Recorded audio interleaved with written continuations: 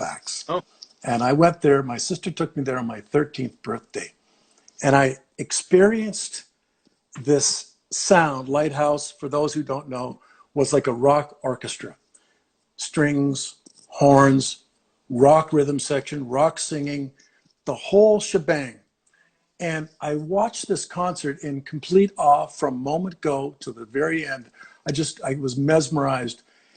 And I think at that moment, that night, I made the decision that is exactly what I'm going to do. I'm going to get up there and make that kind of sound and have that kind of effect on people, hopefully, a positive and joyful, effect. And because I know how I felt. And if I can make other people feel that way, then that's a good goal to have. and when times get tough, those are the feelings that you go back to. You listen, you remember, yeah. like, why am I doing this? I remember I had the same kind of experience. Suzanne is asking, who was the drummer in Lighthouse? Was it Skip? So the drummer was Skip Prokop, God rest his soul. And, I was totally mesmerized with Skip's playing, and he was such an amazing player and put all the right stuff in at all the right times. And then many years later, I got to meet Skip finally, we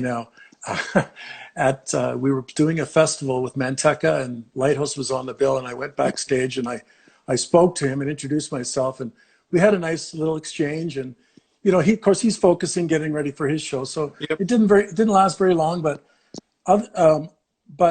one of the other musicians in that band, one of the co-founders, is oh God, I'm blanking on his name now.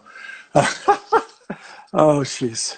One of the horn players, is it? No, it's the keyboard player, Paul Hofford. Sorry, Paulie. Anyway, I got to meet Paul later on, many years later as well, and got to work with Paul on a bunch of jazz gigs.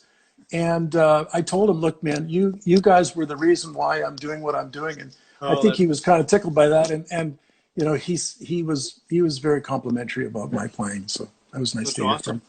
Good segue into Manteca. How did that happen? The Manteca thing happened. I was working with John Baldry right before Manteca, and Matt Zimbo, the leader, a co-leader of Manteca, came to hear me. I didn't know he was there. We were playing at a club in Toronto or something with John, a big concert or whatever it was.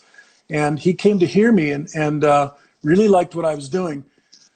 And he wanted, I think in the band, the writing was getting a little bit more muscular, if you will. And they wanted somebody with a little bit more, I don't know if it's more, but some punch and some sort of more like, I don't know, R&B or rock chops or something. Yeah. And focus. So I went and auditioned. Oh my God.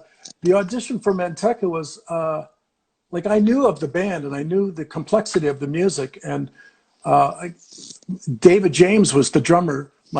My former teacher was the drummer in Manteca right before me. And I called Dave. I said, Dave, I'm going to audition for the band. Dave was leaving to go out east again to do the Charlottetown Festival in Prince Edward Island. And I said, Dave, I'm going to audition for the band. And he goes, that's great. I think you'll do great. I said, would you mind prepping me a little bit for the audition? So we got together on that afternoon and went through, all the different groups.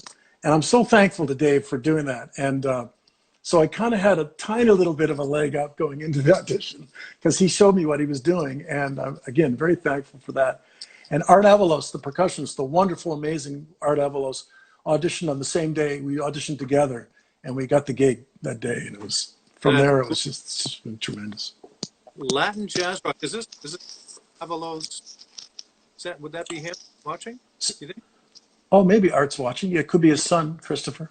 Okay, very good. Because I love, that was my first exposure to you. And as I said, and I would drive to my gig at the Blue Goose Tavern, playing shuffles and playing old R&B and things like that. And I'd be listening to Manteca, and I'd be also listening to Chick Corea Electric Band and Rush and all this. It's no wonder I didn't get fired. Well, you probably went in after that. Listen, maybe like if I get fired up before a gig, I sometimes will overplay a little bit. So I'm not saying you did, but you could have been. Oh no, well, yeah, of what I could. Let's see what I wanted to ask you. Sorry, you were playing your own Gretsch drums at that point. At some point, you became an endorser for another brand P, I think. You played those drums, and they're wonderful drums too. Played those many times on backline gigs, and really liked them as well. When did you become a Gretsch endorser? Oh, I wrote this down. It was November. Where is that on the question set you sent me? It was it was the fall of 2017. So October or November Okay, of 2017. very nice. This was, What does it mean to you to be an endorser for such an iconic company? well, it means the world to me. When I was in junior high school and high school, dreaming of buying my Gretsch drums and drawing pictures like constantly, like just in my mind. And then to have that to come to fruition and being able to purchase the drums, I mean, that was one of the most happiest days of my life when those drums arrived. And I'll tell you a little story of how I paid for the drums as well.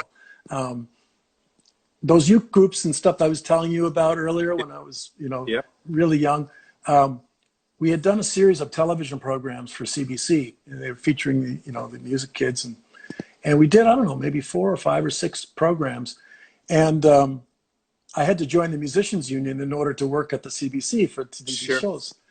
And so the bass player, Bruce Jacobs, and I were the rhythm section for these shows. And we went down to get our check. Like they said, okay, you're going to get paid. I'm like, okay, great, whatever. And so we went down to get the check, each of our checks, and we opened the envelope, and I was kind of astounded at like how much money there was. Like at that point, it was quite a bit of money. And I thought they'd made a mistake because I thought it was going to be like a couple $100, but it was quite a bit more because there were union rates and stuff. Yeah. And it was television. So so I used that money to purchase these Gretsch drums, that bass drum and the others. But to come back to my Gretsch drums after all these years, and recently I've been playing a lot of jazz with like small group jazz with the Heilig Maneuver, Henry Heilig's group. Yes. And so I really wanted to get back to my